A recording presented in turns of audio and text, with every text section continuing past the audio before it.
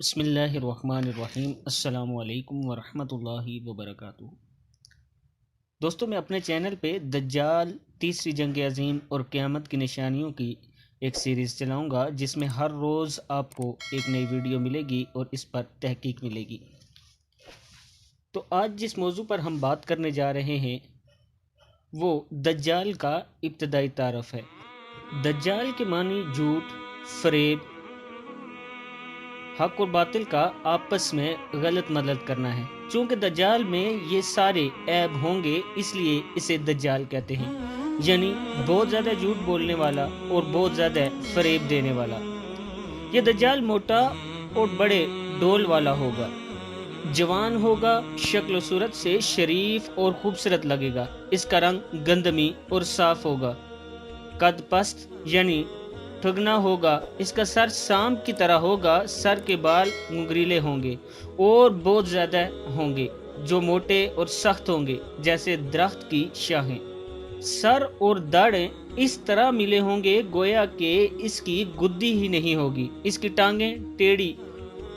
اس کی پیشانی پر کافر لکھا ہوگا، آنکھ کی جگہ بالکل سپوٹ ہوگی، آنکھ سبز اور کنچے کی طرح چمکدار ہوگی، بائیں آنکھ سے کان ہوگا جو کہ دیکھنے میں بد شکل لگے گا، آنکھ پر سخت ناخن ہوں گے، دھانی آنکھ پھولے ہوئی انگور کی طرح ہوگی اور کھڑی آنکھ ہوگی، اس کی دونوں کلائیوں پر بال بہت زیادہ ہوں گے اور انگلیاں چھوٹی چھوٹی ہوں گی۔ دوستو، دجال کا ظہور قیامت کی بڑی بڑی نشانیوں میں سے ایک ہے۔ حضرت امام مہدی علیہ السلام دیگر فتنوں سمیت عیسائیوں کے فتنے کو مٹا کر فارغ ہی ہوں گے کہ اس دجال کا ظہور ہوگا، جس کے خاتمے کے لیے حضرت عیسیٰ علیہ السلام تشریف لائیں گے۔ دجال کے بیان کی اہمیت امت کے اندر کتنی رہے گی، اس بات کا اندازہ آپ یوں لگا سکتے ہیں کہ مسلمانوں کے گھروں میں مائیں جہاں اپنے بچوں کو دیگر اسلامی عقائد اور بنیادی تعلیمات سے آگاہ کرتی ہیں، انہی میں سے ایک دجال کا ذکر بھی ہے۔ آپ جب چھوٹے ہوں گے تو بچپن میں ہی آپ کی ماں نے آپ کو دجال کے بارے میں بتایا ہوگا۔ یہ در حقیقت امت مسلمہ کی ماؤں کی تربیت تھی، جو بچوں کو اسلامی عقائد سے ہٹنے نہیں دیتی تھی۔ لیکن اب شاید صورتحال تبدیل ہو رہی ہے اور جعلی تہذیب نے آج کی ماؤں کو اپنی ذمہ داری سے کافی حد تک غافل کر دیا ہے۔ نیز یہ خروج دجال کی نشانیوں میں سے ایک نشانی ہے کہ اس وقت لوگ دجال کے ذکر کو بھول جائیں گے، لہٰذا اگر آپ فتنہ دجال سے خود کو اور اپنے گھر والوں کو بچانے کا ارادہ رکھتے ہیں تو اس بات کی اشد ضرورت ہے کہ اپنے گھروں میں دجال کے تذکروں کو عام کیا جائے، تاکہ ان کے آغوش میں تربیت پانے والی نسل کو اپنے سب سے بڑے دشمن سے بچپن ہی سے آگاہی حاصل ہو۔ فتنہ دجال کی ہولناکی کا اندازہ اس بات سے لگایا جا سکتا ہے کہ خود نبی اکرم صلی اللہ علیہ وسلم نے اس فتنے سے پناہ مانگی تھی، اور جب نبی اکرم صلی اللہ علیہ وسلم صحابہ کے سامنے اس فتنے کا تذکرہ فرماتے تو صحابہ اکرام کے چہروں پر خوف کے اثرات نمودار ہو جاتے تھے۔ فتنہ دجال میں وہ کون سی چیز تھی جس نے صحابہ کو ڈرایا؟ خوفناک جنگ یا موت کا خوف؟ ان چیزوں سے صحابہ کرام کبھی ڈرنے والے نہ تھے۔ صحابہ جس چیز سے ڈرے وہ دجال کا فریب اور دھوکہ تھا کہ وہ اتنا خطرناک ہوگا کہ صورتحال سمجھ میں نہیں آئے گی،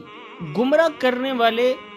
قائدین کی بمبار ہوگی، پھر پروپیگنڈے کا یہ عالم ہوگا کہ لمحوں میں سچ کو جھوٹ اور جھوٹ کو سچ بنا کر دنیا کے کونے کونے میں پہنچا دیا جائے گا۔ انسانیت کے ہمدردوں کو دہشت گرد اور جو کہ انسانیت کا خاتمہ چاہتے ہیں انہیں اچھا سمجھا جائے گا۔ یہی وجہ تھی کہ آپ نے دجال کے فتنے کو کھول کر بیان کیا، اس کی ہیبت، نقشہ اور ظاہر ہونے کا مقام تک بیان فرما دیا۔ لیکن کیا کہا جائے امت کی اس غفلت کو کہ عوام تو عوام، امت کے علماء کرام نے بھی اس کا تذکرہ چھوڑ دیا۔ آپ صلی اللہ علیہ وسلم نے اس کی اتنی تاکید فرمائی کہ بار بار تم سے اس لیے بیان کرتا ہوں کہ تم اس کو بھول نہ جاؤ، اس کو سمجھو، اس پہ غور کرو اور اس کو دوسروں تک پہنچاؤ۔ دجال کے بارے میں یہودیوں کا نظریہ کیا ہے؟ اب میں اپنے دوستوں کو اس بارے میں تھوڑی سی تفصیل بتاتا ہوں۔ تو دوستو، دجال کے بارے میں یہودیوں کے نظریات اور ان کی کتابوں میں بیان شدہ پیشن گوئیاں بیان کی جائیں تاکہ اس وقت جو کچھ امریکہ اور دیگر کفار یہودیوں کے اشاروں پر کر رہے ہیں اس کا پس منظر اور اصل مقصد سمجھ میں آ سکے۔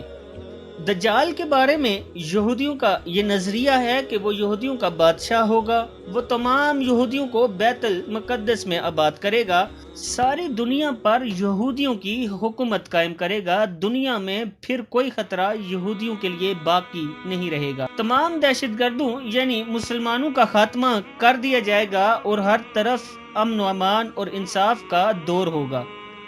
یہودیوں کی ایک کتاب ایزاخیل میں لکھا ہے، اے سونو کی بیٹی خوشی سے چلو، اے یروشلم کی بیٹی مسرت سے چیخو، دیکھو تمہارا بادشاہ آ رہا ہے، وہ عادل ہے اور گدھے پر سوار ہے، خچر یا گدھے کے بچے پر۔ میں یوں فریم سے گاڑی کو اور یروشلم سے گھوڑے کو علیحدہ کروں گا، جنگ کے پر توڑ دیے جائیں گے، اس کی حکمرانی سمندروں اور دریاؤں سے زمین تک ہوگی، اس طرح اسرائیل کی ساری قوم کو ساری دنیا سے جمع کروں گا، چاہے وہ جہاں کہیں بھی جا بسے ہوں، اور انہیں ان کی اپنی سرزمین میں جمع کروں گا، میں انہیں سرزمین میں ایک ہی قوم کی شکل دے دوں گا، اسرائیل کی پہاڑی پر، جہاں ایک ہی بادشاہ ان پر حکومت